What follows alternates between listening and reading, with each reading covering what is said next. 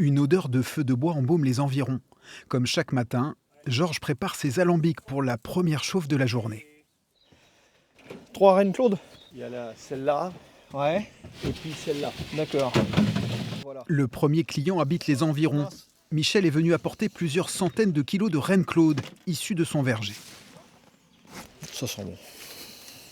J'ai je sais pas, 2000 mètres de jardin, donc ça évite qu'ils se perdent en même temps.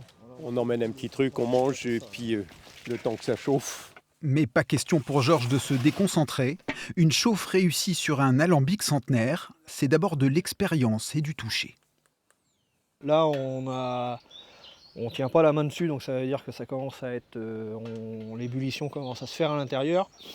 Là, on touche ici, on commence à voir même un petit peu de vapeur là, d'eau, sur la lentille.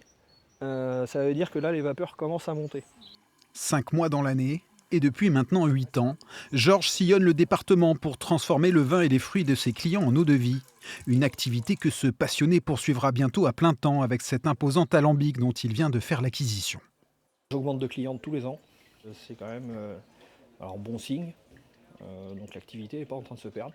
Alors après, on a la chance d'avoir aujourd'hui le retour aux produits faits maison, chez soi, voilà.